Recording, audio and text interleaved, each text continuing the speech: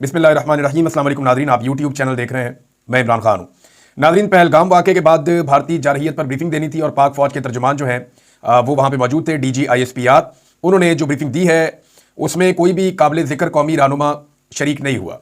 यानी जो लोग शरीक हुए हैं उनकी शक्लें अगर आप देखें तो ज़्यादातर वो लोग हैं या तो जिन्हें अवाम ने मुस्तरद कर दिया था, वो इलेक्शन हार गए थे, उन्हें तो जाली फार्म 47 भी नहीं दिया जा सका, और कुछ शक्लें ऐसी हैं जिन्हें जाली फार्म 47 पर लाकर बिठाया गया था। दाएं बाएं दोनों तरफ जो DG ISPR के लोग बैठे हुए थे, ये हारे हुए लोग थे।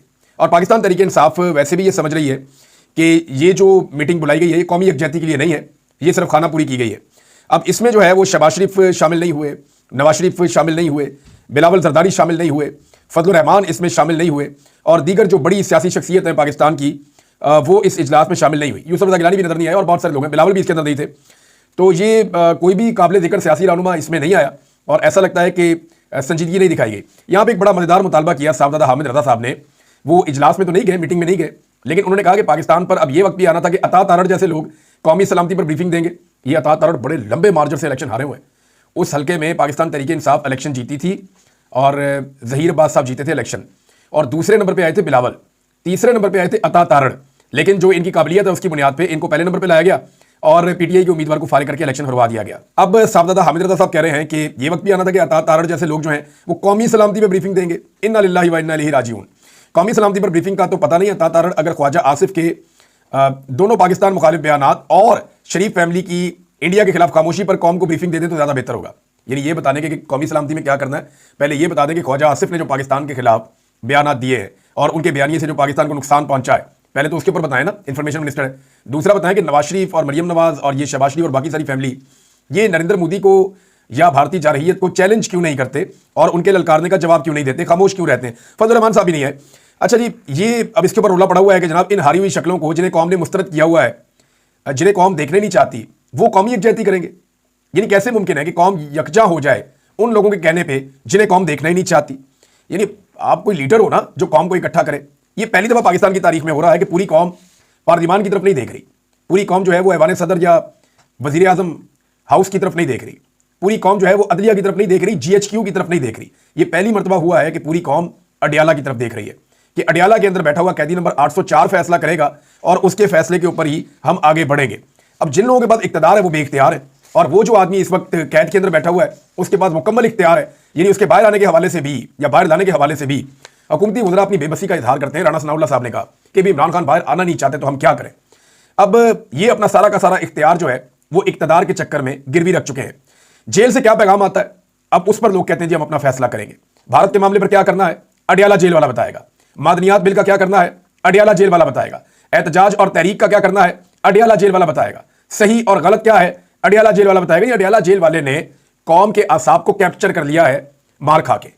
यानी उसने अपनी रिजिलियंस शो की ना, अपना करैक्टर शो किया कि मैं इनकी तरह डील नहीं करूंगा, मैं नवाज शरीफ नहीं बनूंगा। नवाज शरीफ बनने से इमरान खान ने इनकार किया और उस इनकार के बाद पाकिस्तानियों ने इमरान खान साहब को सर पे बिठा लिया, क्योंकि बार बार वो नवाज शरीफ से धोखा खा चुके थे और इतनी दफा उन्होंने बेचारों ने धोखा खाया कि अब वो इंतजार में थे कि कोई ऐसा मर्द का बच्चा आए जो आकर उनको लीड करे। तो इमरान खान की सूरत में उन्हें वो बंदा मिल गया।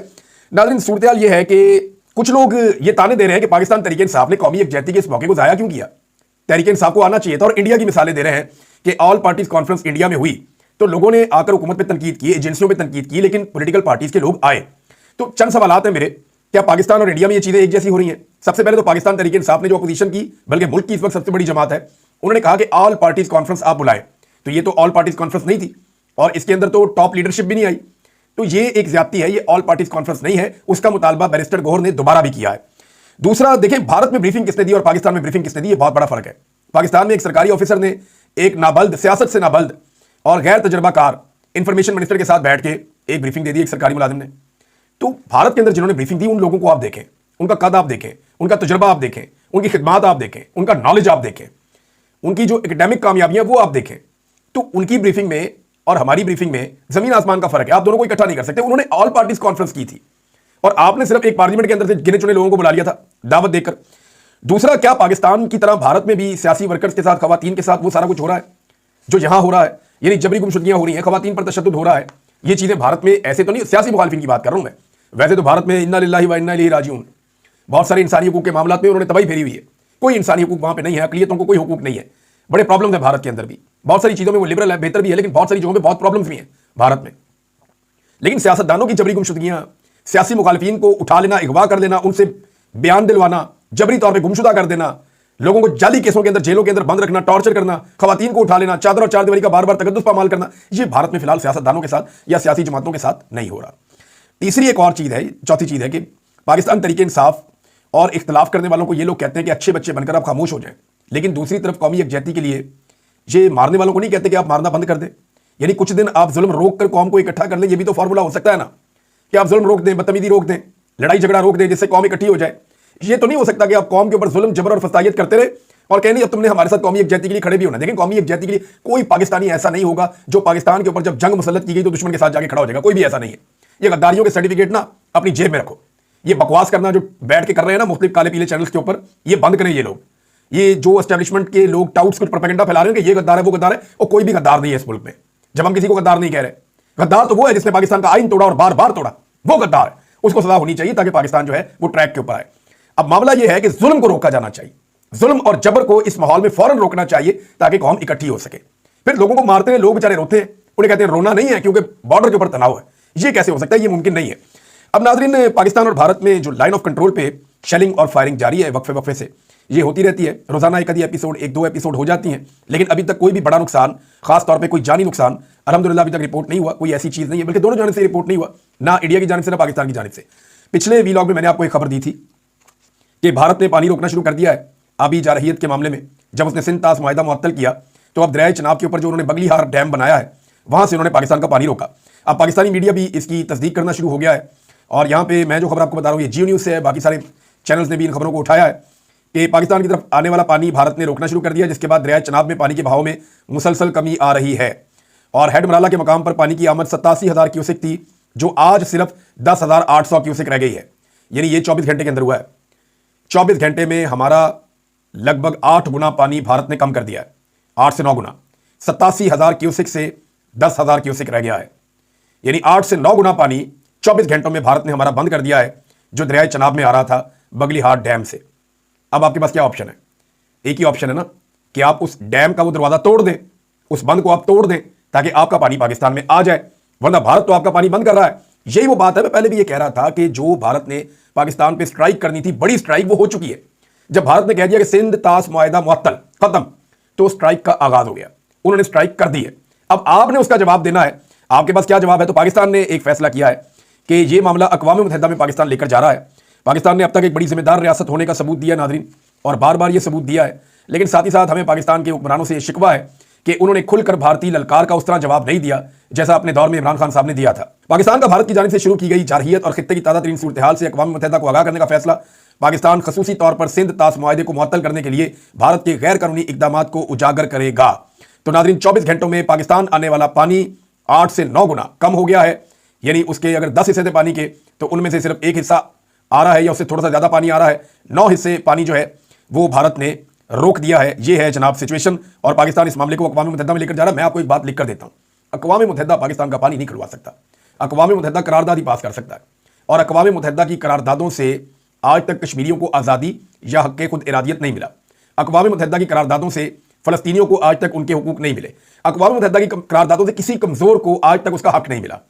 हाँ, लोगों ने अपना हक़ जहाँ पे लिया, छीना, वहाँ पे उनको उनका हक़ मिला। अदरवाइज अक़वाम मुत्तहिदा सिर्फ करारदाद पास कर सकता है और इसके अलावा कुछ और नहीं कर सकता। नाज़रीन, जुनैद अकबर साहब ने एक वार्निंग दी है, वो वार्निंग भी मैं आपके सामने रखता हूँ। लेकिन अमेरिकी मीडिया में एक खबर आई है, और ये अमेरिकन मीडिया का एक चैनल है डेमोक्रेसी नाउ। इन्होंने एक तफसीली रिपोर्ट शाया की है पाकिस्तान के हवाले से। बड़ी तफसीलात बताई है कि इमरान खान साहब कैसी सियासत कर रहे हैं, कितने पॉपुलर हैं। वो पाकिस्तान में इलेक्शन जीत गए थे, किस तरह इलेक्शन के बाद धांधली करके इमरान खान साहब को हुकूमत बनाने से रोका गया, फिर किस तरीके से इमरान खान साहब ने अपनी एंटी एस्टेब्लिशमेंट सियासत को पूरी तरह से एस्टेब्लिश कर दिया पाकिस्तान में, और अवाम किस तरह इमरान खान के साथ खड़ी हुई है। और फिर उन्होंने 26 नवंबर को पाकिस्तान की तारीख का स्याह तरीन दिन भी करार दे दिया। चैनल के मुताबिक जो हलाकतें हुई थी उनकी असल तादाद बताना भी मुमकिन नहीं है। तो ये नाज़रीन, जो 26 नवंबर को हुआ उसकी बाज़गश्त अभी भी दुनिया में सुनाई दे रही है, और अमेरिकन मीडिया में इस किस्म की रिपोर्टिंग पाकिस्तानी हुकूमत को बिल्कुल भी सूट नहीं करती। और वैसे भी अब रिपोर्टिंग के ऊपर हुकूमत इतना बौखला गई है कि धमकियां लगाने पे आ गई है। एजाज सैयद साहब बड़े अच्छे जर्नलिस्ट हैं, और कई लोगों को इनकी खबरों से एतराज़ भी होता है, लेकिन वो अपनी जगह पे, लेकिन ये बड़े अच्छे जर्नलिस्ट हैं। इनके क्रेडिट के ऊपर बहुत सारी खबरें भी हैं, और एजाज सैयद साहब जो हैं वो एस्टेब्लिशमेंट के खिलाफ हमेशा क्रिटिकल रहे हैं। और वो ये हमेशा से इस बात के हामी रहे हैं कि जर्नैलों को या फौज को सियासत में किसी किस्म का कोई किरदार अदा नहीं करना चाहिए और सिविलियंस के मैटर में नहीं आना चाहिए। अब वो ये कहते हैं कि जनरल कियानी से मैंने सवाल किया तो जवाब तो नहीं मिला, लेकिन उन्होंने मुझे कोई नुकसान नहीं पहुंचाया। नादरा में तैनात हाजिर सर्विस जर्नैल से मैंने सवाल किया तो मेहरबानों की कुछ मोहब्बतें मुझे भुगतनी पड़ी, ये अभी जो लगे हुए हैं उन्होंने। अब मुझे बताया गया है कि फिर कोई सवाल किया तो ऐसी की तैसी हो जाएगी। ये धमकी लगाई गई है एजाज सैयद साहब को। इस तरह की धमकियों का हमने भी सामना किया, बहुत सारे और सहाफियों ने पाकिस्तान में सामना किया। ये हरासमेंट है, ये ज्यादती है, काबिल मुजम्मत है। पाकिस्तान के सारे मीडिया को और पाकिस्तान में आज़ादी इजहार राय के लिए आवाज़ उठाने वालों को इस मामले में एजाज सैयद साहब को सपोर्ट करना चाहिए। आपको उनकी कोई खबर पसंद आ सकती है, कभी हो सकता है आपको पसंद ना आए, लेकिन ये नहीं हो सकता कि आप किसी से उसके बोलने का हक छीन लें। वो ये कहते हैं कि माजी में भी जर्नैलों से सवाल करता रहा हूं, लेकिन इस मरतबा तो मुझे बाकायदा धमकी दी गई है कि ऐसी की तैसी होगी अगर अब कोई ऐसा सवाल किया तो ये एजाज सैयद साहब को धमकी आई है। नादरीन, ने जो सदर ने ऑर्डिनेंस जारी किया, सदारती ऑर्डिनेंस, उस ऑर्डिनेंस को मुस्तरद कर दिया है ताजरों ने, और जो कराची चेंबर ऑफ कॉमर्स है इन्होंने भी मुस्तरद कर दिया है कि जनाब आपने ये गलत ऑर्डिनेंस जारी किया है। जो इख्तियारात आपने दे दिए हैं FBR को, उन इख्तियारात का गलत इस्तेमाल किया जाएगा, ब्लैकमेलिंग की जाएगी और पाकिस्तान से मजीद लोग इन्वेस्टमेंट बाहर ले जाएंगे, यानी लोग पाकिस्तान में सरमायाकारी नहीं करेंगे। ये जिस किस्म का आप माहौल बना रहे हैं ना पाकिस्तान के अंदर, या जिस तरह आप लोगों के साथ जुल्म और ज्यादती कर रहे हैं, ऐसे माहौल में लोग पाकिस्तान में सरमायाकारी नहीं लेकर आएंगे। आपको रिफॉर्म्स करनी चाहिए। एक ऐसा इदारा जहां पे पहले ही बहुत ज्यादा बदउनवानी भी है, जहां पहले ही बहुत ज्यादा जो है वो डिसिप्लिन भी नहीं है, उस इदारे में बहुत ज्यादा कमियां और कोताहियां हैं, उस इदारे में रिफॉर्म्स लाने की बजाय, उनको ठीक करने की बजाय, उनको लामुतनाही किस्म के इख्तियारात जब आप देंगे तो वो उन इख्तियारात के साथ क्या करेंगे इसका आपको अंदाजा आने वाले दिनों में हो जाएगा। तो ताजरों ने और जो कराची चेंबर ऑफ कॉमर्स है उन्होंने साफ इसको मुस्तरद कर दिया और उन्होंने कहा जी इसकी कोई गुंजाइश नहीं है। जुनेद अकबर साहब ने एक सीधी सीधी वार्निंग दी है पाकिस्तान की एस्टेब्लिशमेंट को और उन्होंने बड़ी साफ बात की है। जुनेद अकबर साहब ने कहा कि हमें डरा रहे हो कि आपकी फाइलें पड़ी हुई हैं, आपकी वीडियो पड़ी हुई है, आपके बच्चे हैं, यानी यही धमकियां होती है ना, आपकी फाइलें पड़ी हुई है, आपने करप्शन की हुई है, फलां जगह पे आपने एक फैसला किया था वो गलत हो गया था तो जनाब उसमें आपको रगड़ देंगे। फिर धमकी लगा दें आपकी वीडियो पड़ी हुई है, कोई निजी वीडियो आपकी बना ली है, वो शरीफ आदमी बहुत डर जाता है। दूसरा, आपके बच्चे हैं जनाब, फैमिली वाला आदमी कहता है यार मेरे बच्चे वो तो नहीं लड़ाई लड़ सकते, मैं तो लड़ सकता हूं, तो वो भी डराते हैं। तो जुनेद अकबर कहते हैं कि हमें डराया जाता है। अगर हमारी जगह नौजवान आ गया ना, जिसके बच्चे भी नहीं होंगे, बीवी भी नहीं होगी, उसकी फाइलें भी नहीं होंगी, तो फिर आप क्या करेंगे? तुम्हारे लिए बहुत मुश्किल हो जाएगा, वो तो तुम्हें मुजम्मत के काबिल भी नहीं छोड़ेगा। ये जुनेद अकबर साहब ने कहा और मेरे ख्याल में गलत बात नहीं है। नौजवान इस वक्त पाकिस्तान तहरीक इंसाफ की क्यादत के ऊपर बहुत बरहम है, बड़े गर्म है, और वो तहरीक इंसाफ की क्यादत को आड़े हाथों ले रहे हैं कि कोई लायामल आप दें फटाफट। आपके पास कोई लायामल नहीं है कि एहतजाज करना है, किस तरफ जाना है, क्या काम करना है, सिमत क्या होगी, आगे क्या करना है, आप कुछ नहीं बता रहे। तो चीज़ें जो हैं वो क्यादत के हाथ से निकलकर नौजवानों के हाथों में जा रही हैं और नौजवान बड़े ज़ोरदार तरीके से अपनी तहरीक की तैयारियां कर रहे हैं। अब इसमें नादरीन सलमान अकरम राजा साहब का एक स्टेटमेंट आया, पहले मैं वो स्टेटमेंट आपके सामने रख देता हूं, फिर इस हवाले से मुझे कुछ चीज़ें आपको बतानी है। एक तो सलमान अकरम राजा साहब ने कहा कि इमरान खान बिल्कुल डील नहीं कर रहे, अगर डील से मुराद अपने लिए आसाइश या बैकडोर पतली गली है तो ऐसा नहीं होगा। हम कानून और शफाफ इंतखाबात की बात कर रहे हैं। अगर कोई हमारी ये बात मानता है, कानून के मुताबिक अदालतों को काम करने दिया जाता है, तो इमरान खान कानून के मुताबिक बाहर आएंगे। ये सलमान अकरम राजा साहब ने कहा। मैंने आपको पहले भी बताया था कि पाकिस्तान तहरीक इंसाफ का वो जो एक नैरेटिव था ना कि आप मैंडेट हमें वापस करें, वो अब खत्म हो गया क्योंकि टाइम इतना ज़्यादा गुजर गया है। अब मैंडेट वापसी वाली बात तो रही नहीं। तो तहरीक इंसाफ के पास मकबूलियत तो पहले से भी ज़्यादा है, वो पहले से ज़्यादा तगड़े हैं, मजबूत हैं। तो अब उन्होंने ये फैसला किया कि नया इलेक्शन मांगो इनसे, मिड टर्म इलेक्शन करवा लें, जितनी जल्दी दोबारा इलेक्शन हो जाएगा पाकिस्तान के हालात उतनी जल्दी ठीक हो जाएंगे। और तहरीक इंसाफ को कॉन्फिडेंस इसलिए भी है कि उन्हें लगता है कि अब जब भी इलेक्शन होगा वो फिर से इलेक्शन जीत जाएंगे। सलमान अकरम राजा साहब ने एक और बात की, ये बात जरा थोड़ी ऐसी है जिसपे क्रिटिसिज्म भी हुआ। उन्होंने कहा जी 1200-1500 लोगों के निकलने से इनकलाब नहीं आता। 26 नवंबर के एहतजाज में हर तहसील से 1200-1500 लोग निकले और वो भी तितर बितर हो गए जब उन्होंने देखा कि हम इतने ही रहेंगे जबकि हम लाखों की बात करते हैं। अच्छा, लोग तितर बितर हुए सर इसलिए कि वहां गोली चल गई थी। रियासत अगर गोली ना चलाती तो लोग क्यों भागते? लोग वहीं पे मौजूद रहते। दूसरा, हो सकता है कि लोग फिर भी मौजूद रहते, लोग तो रोक रहे थे अपने वजीर आला को कि आप यहां पे रुके हमारे साथ। अगर कोई वजीर गोली खा लेता, कोई वजीर आला गोली खा लेता, या कोई एमएनए या सेनेटर को गोली लग जाती खुदा ना खास्ता, तो लोग कभी भी ना डी चौक को छोड़कर जाते। लोगों ने डी चौक को नहीं छोड़ा, लोग डी चौक से तितर बितर नहीं हुए। बहुत सारे नौजवानों ने, उस्मान चौधरी हैं, दीगर नौजवान हैं, हसनैन रफीक हैं, ये लोग गवाह इस बात की और वो अपने मुंह से कह रहे हैं कि हमने इतना बड़ा लॉन्ग मार्च कभी नहीं देखा जितना बड़ा लॉन्ग मार्च 26 तारीख को पहुंचा था इस्लामाबाद। यानी 25 तारीख को जो लोग इस्लामाबाद में दाखिल हुए और 26 तारीख तक जो लोग आगे ट्रेवल करते रहे, ये इतनी बड़ी तादाद में लोग थे कि इतना बड़ा लॉन्ग मार्च तो इमरान खान के साथ भी नहीं आया था। उनका ये क्लेम था, जो इमरान खान के लिए वहां पे लोग पहुंच गए। अब लोग तो बहुत ज्यादा थे। सेंटोरस के पास जब ये पहुंचे तो ताहद्दे नजर लोग ही लोग थे। वो कहते हैं हमने कभी ऐसा क्राउड नहीं देखा। अब लीडरशिप का काम था कि वो वहां बैठ जाती पक्की होके, गोली लगती, चोट लगती, वो फिर भी बैठ जाते कि हम यहां से नहीं जाएंगे। तो एक लेवल से आगे रियासत कहां जा सकती थी? क्या हो सकता था? कुछ जलियांवाला बाग बना देते वहां पे। जुल्म तो रियासत ने बहुत किया, जबर तो बहुत किया, लेकिन लीडरशिप को वहां पे रुकना चाहिए था, खड़े होना चाहिए था। लीडरशिप ने अपने पांव जमीन पे नहीं रखे। देखें, कारकुनों को जिम्मा ना दें, कारकुनों ने अपना रोल प्ले किया, आम आवाम ने अपनी कुर्बानी दी है, लोगों ने लाशें उठाई हैं। कोई एक लीडर है जिसकी लाश वहां से उठाई गई हो? एक भी नहीं है। अल्लाह ना करे ऐसा हो, लेकिन कोई एक भी नहीं है ना जो आवाम के साथ वहां पे खड़ा हुआ होता, या लोगों से पहले जाके अस्पताल में खड़ा हुआ होता कि मेरे जख्मी यहां पे आ रहे हैं। कोई भी नहीं है। कोई बात करने के लिए भी नहीं रुका, कोई वीडियो बनाने के लिए भी नहीं रुका, कोई स्टेटमेंट देने के लिए भी नहीं रुका, सारे के सारे वहां से चले गए। तो लोगों के ऊपर आप ब्लेम नहीं कर सकते। लोग तो बहुत बड़ी तादाद में आए थे, लेकिन लीडरशिप ने लोगों को वहां पे छोड़ दिया था।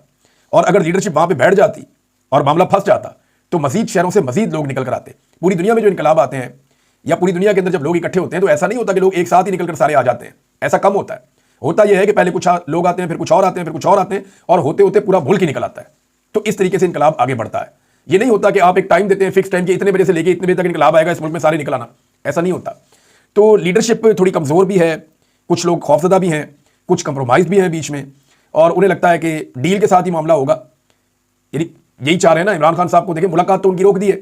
अब इमरान खान की मुलाकात भी ना हो सके तो एक सूबे में उनकी हुकूमत का फायदा क्या है कि वो इतना सा दबाव नहीं डाल पा रहे कि हमारा लीडर जिसकी वजह से हमें यहां पे सूबे में हुकूमत मिली हुई है उसकी मुलाकात उसकी बहनों से करवा दें। ये इतना सा काम है। एक पूरी सूबाई हुकूमत है, एक पूरा यूनिट है, वहां पे चीफ एग्जीक्यूटिव है, सारा निजाम और आवाम की भरपूर ताकत है। इसके बावजूद वो इमरान खान की उनकी बहनों से मुलाकात नहीं करवा पा रहे।